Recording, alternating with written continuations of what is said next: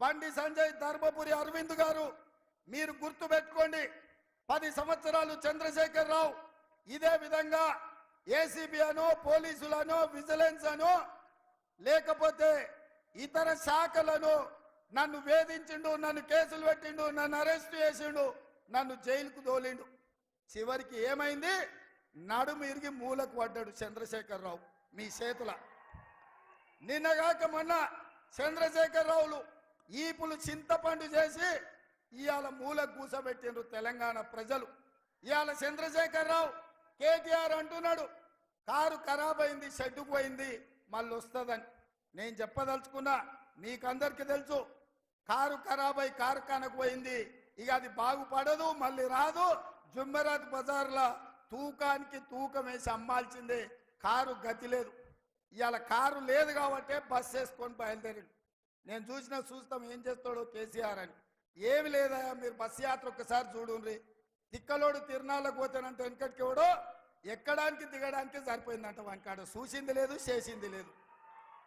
ఇవాళ చంద్రశేఖరరావు బస్సు యాత్ర కూడా తిక్కలోడు తిరునాళ్ళు పోయినట్టే ఉంది తప్ప ఇంకొక మాట లేదు.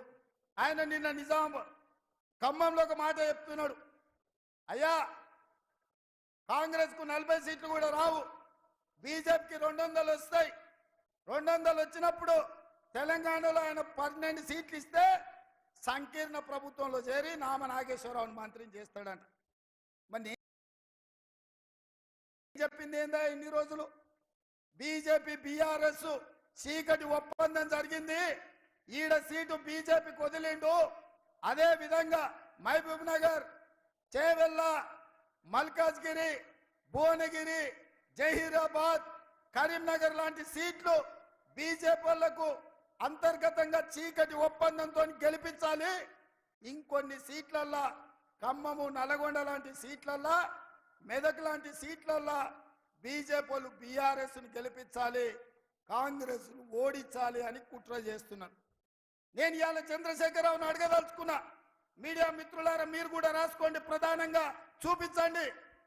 కేసీఆర్ను ఇండియా కూటమిలోకి రానియం, కేసీఆర్ ఇంటి మీద కాకి మా ఇంటి మీద వాళ్తే ఒక్కటే దెబ్బకు తుపాకీ తోని లేపి అవతలేస్తాం. కేసీఆర్ను కాదు, కేసీఆర్ ఇంటి మీద వాలిన కాకి మా కాంగ్రెస్ గోడ మీద వాళ్తే కూడా మా కార్యకర్తలు కాల్చి అవతల పడేస్తారు. మా దగ్గరికే రానియం. మరి 12 సీట్లతో కేంద్రంలో ప్రభుత్వం ఏర్పాటు చేస్తాడా? ఎవరితో చేస్తాడా కేసీఆర్? అంటే ఎన్డీఏతోనే కదా, బీజేపీతో పొత్తు పెట్టుకుంటా అని చెప్తుండు కదా. మొన్న 10 ఏళ్ళు బీజేపీతోనే కదా ఆయన ఉన్నది. ఈ చట్టాలు వచ్చినప్పుడు పార్లమెంట్లో మద్దతు ఇచ్చింది ఆయనే కదా. నరేంద్ర మోడీని పిలిపించి మాకు నిధులు ఏమొద్దు, నీ ప్రేమ ఉంటే చాలు, నీ ప్రేమలో అమరుణ్ణి అయిపోతా నేనని చెప్పింది చంద్రశేఖరరావు కాదా?